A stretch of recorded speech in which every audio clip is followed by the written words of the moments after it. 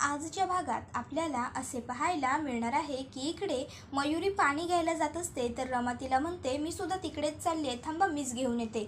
त्याबरोबर मयुरी मनातल्या मनात विचार करते की नक्की या रमाचं काय चाललंय, ही एवढी आज्ञाधारी तर नक्कीच नाही, काहीतरी गडबड आहे. त्याबरोबर लगेचच मयुरी किचनच्या दिशेने जात असते, तर रमा पटकन पाणी घेऊन येते आणि तिला देत म्हणते हे घ्या मयुरीताई.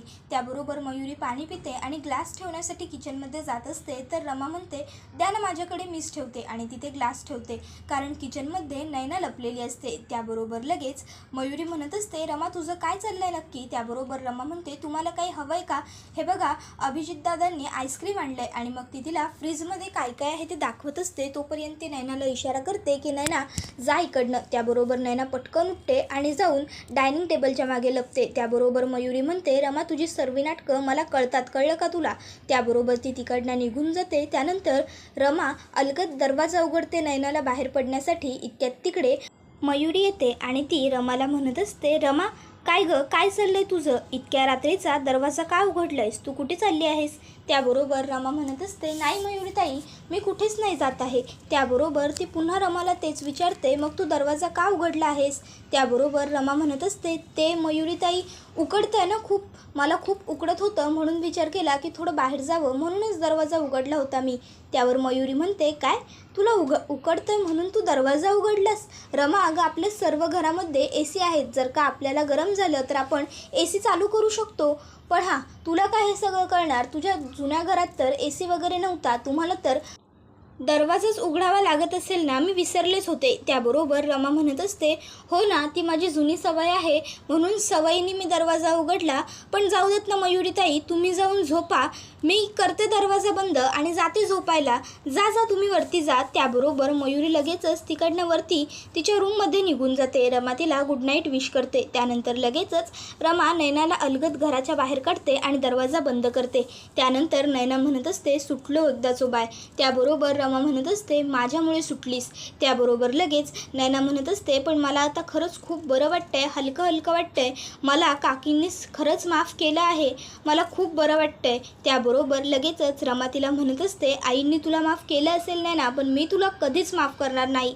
त्याबरोबर नैना म्हणत असते गो बाय माझे, एकदा तू माझं ऐकून तरी घे ना. त्याबरोबर लगेचच रमा म्हणत असते हे बघ नैना, मला तुझं काहीसुद्धा ऐकायचं नाही आहे. त्याबरोबर नैना म्हणत असते गो रमा असा काय करतस, माका माहिती असा तू माझ्यावरती रागवली असास, म्हणून तू का माझा काय एक ऐकून घेऊचा नाही. पण एक गोष्ट लक्षात ठेव, तुका कधी नाही कधीतरी आयुष्यात माझी मदत लागतलीच. ह्या घरातली माणसा अजिबात चांगली नाही आहात, काय काय माणसांना सोडल्या तर ह्या घरातली माणसा विषारी साप हत साप, आणि तू आणि काकी ह्या सापांका नाही धडू शिकवू शकणार, तुम्ही नाही लढू शकणार यांच्या वांगडा. त्याबरोबर इकडे त्या दोघीजणी बोलत असताना तिकडे रेवा येते आणि रेवा अलगद खिडकीतून बघते तर रमा आणि नैना बोलतायत. त्याबरोबर रेवा विचार करते अरे बाप रे, एवढ्या सर्वांपासून लपून छपून या दोघींची भेट, अरे. आणि मग लगेचच ती त्याच्यामध्ये एक फोटो काढते आणि विचार करते की येस. त्याबरोबर इकडे नैना म्हणत असते की रमा आणि यातलो एक साप तुझ्या लय जवळचा असा आणि लय इशारी पण असा, आणि तो म्हणजे रेवा. माका तिचे सगळे डावपेच माहिती असत, जेव्हा कधी वेळ गावतलो तेव्हा मी तुका सांगतलंय, आता जात आहे. एवढं बोलून लगेचच नैना तिकडनं निघून जाते. त्याबरोबर सकाळी रेवा उठलेली असते, ती स्वतःला गुड मॉर्निंग रेवा असं विश करते. त्यानंतर म्हणत असते की अक्षय काय करत असेल माझा, अजून तर त्याची मॉर्निंगसुद्धा झाली नसेल, असो. आणि मग लगेचच ती अक्षयला एक व्हॉईस नोट पाठवते. त्यामध्ये ती बडबडत असते की अक्षय मला खूप काळजी वाटते रे, रमा हल्ली खूप वेअर्ड वागते. अरे ती आणि नैना दोघीजणी बोलत होत्या, मी त्यांना बोलताना ऐकलं की या श्रीमंत माणसांना असाच धडा शिकवला पाहिजे, हे सुधारणार नाहीत त्याशिवाय, तू लवकर ये ना अक्षय, प्लीज प्लीज अक्षय. त्यानंतर ती म्हणत असते अक्षय आता मी तुला जे घडतं ते सुद्धा सांगणार आणि जे नाही घडत ते सुद्धा. त्यानंतर इकडे आई आजी येऊन बघतात तर काय, रमा घर साफ करत असते. आई आजी म्हणतात शेवटी तू स्वतःच्या मूळ पदावर आलीसच. त्याबरोबर रमा म्हणत असते की स्वतःच्या घरची साफसफाई करणं हे लक्ष्मीचंच काम असतं, आई आजी आणि मी तेच करते. माझ्या आईची ही शिकवण आहे की घर हेच मंदिर असतं म्हणा, त्यासाठी संस्कारांची गरज असते आणि माझ्या आईने माझ्यावरती हेच संस्कार केले आहेत. असो, मला खूप कामं आहेत. एवढं बोलून रमा तिकडनं निघून जाते. आई आजींना मात्र रमाचा राग आलेला असतो.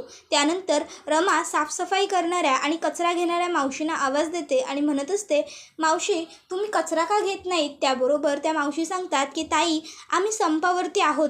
त्याबरोबर रमा त्यांना विचारते, अहो संपावर आहात मग हा कचरा कोण घेणार? त्याबरोबर त्या मावशी म्हणत असतात की लोकांना जर का आमची काळजी नाही तर आम्ही तरी लोकांची काळजी कशापायी करायची? अहो आम्हाला साधे कोणी हँडग्लोव्ज देत नाही, आम्हाला असंच काम करावं लागतं. त्या दिवशी असंच काम करत असताना एका बाईच्या हातामध्ये काच घुसली. आता तिचा खर्च कोण देणार आहे? तिला लागलं आहे त्याचं. म्हणून आम्ही बी ठरवलं जर का लोकांना आमची काळजी नाही तर आता आम्ही बी असंच वागणार, नाही घ्यायचा कचरा. त्याबरोबर रमा म्हणत असते, हो तुमचं बरोबर आहे बिचाऱ्या त्या. त्याबरोबर तिकडे लगेचच जान्हवी येते आणि म्हणत असते, काय हे सर्व दार आहे की उकिरडा? ओ बाई हे सर्व घेऊन जा ना लवकर कचरा. त्याबरोबर लगेच रमा म्हणत असते, त्या तेच सांगतायत की त्यांचा संप आहे, त्या कचरा घेऊन जाणार नाहीत. त्याबरोबर लगेचच जान्हवी म्हणत असते की काही नाही, नाटके असतात ही सर्व या लोकांची, यांना पैसे लुटायचे असतात ना म्हणून करतात हे सर्व. त्याबरोबर त्या बाईनं सुद्धा राग येतो आणि त्यासुद्धा बडबडायला लागतात. मग रमा त्यांना म्हणते की तुम्ही जा बरं, यांच्यावर लक्ष देऊ नका. त्यावर लगेच जान्हवी म्हणते, अगं तू तिला का जाऊ दिलंस असंच? आता हा कचरा कोण साफ करणार? आणि ती त्या कचऱ्याला पाय मारते. त्याबरोबर त्या पिशवीतला कचरा खाली सांडतो. रमा म्हणत असते, जान्हवीताई तुम्ही हे काय केलं? इतक्यात तिकडे आई आजी येतात. तर लगेच आई आजी म्हणतात, हे सर्व काय आहे? त्यावर रमा म्हणते की हे सर्व काही जान्हवीताईंनी केलं आहे आई आजी. त्याबरोबर लगेचच जान्हवी म्हणते, अगं किती खोटं बोलशील आई आजी, हो हे सर्व हिनेच केलं आहे. त्यावर आई आजी म्हणतात, रमा स्वतःची चूक दुसऱ्यावर ढकलणं जरा बंद कर आणि हे सर्व साफ करून घे. त्याबरोबर रमाचा नाईलाज होतो आणि तिथे सर्व काही साफ करायला सुरुवात करते. त्याबरोबर आई आजी आणि जान्हवी दोघीजणी तिकडनं निघून जातात. त्याबरोबर इकडे अक्षय उठलेला असतो आणि उठल्या उठल्या त्याला रमाची आठवण येते म्हणून तो रमाला फोन करतो. पण रमाचा फोन हा बेडरूममध्ये असतो आणि रमा बाहेर गार्डनमध्ये झाडांना पाणी घालत असते. रमाला माहीतच नसतं की अक्षय तिला कॉल करतोय ते. अक्षयने रमाला 2 फोन केलेले असतात. त्यानंतर तो फोन बाजूला ठेवतो. इतक्यात त्याच्या फोनवरती व्हॉईस नोट येते रेवाची आणि अक्षय ती व्हॉईस नोट ऐकतो. त्यामध्ये रेवा म्हणालेली असते की अक्षय, रमा आणि नैना दोघीजणी बोलत होत्या की या श्रीमंत माणसांना असाच धडा शिकवला पाहिजे, त्याशिवाय हे लोक नाही सुधारणार. अक्षय, रमा तिच्या सासरच्यांबद्दल असं कसं काय बोलू शकते? खरंच मला नाही कळत आहे. हे सगळं ऐकून अक्षयला खूपच राग आलेला असतो. मग तो रेवाला व्हॉईस नोट पाठवतो की रेवा, हा बघ रमा कोणाला भेटते, काय करते, हा सर्व आमच्या घरातल्यांचा प्रश्न आहे. मी परत आलो की त्याचं काय करायचं ते बघून घेईन, तू आमच्यामध्ये पडू नकोस. त्याबरोबर लगेच रमा रूममध्ये आल्यावर बघते तर अक्षयचे तिला फोन आलेले असतात. मग ते अक्षयला फोन करते. अक्षय फोन रिसीव करतो. रमा म्हणत असते, अहो तुम्ही कसे आहात?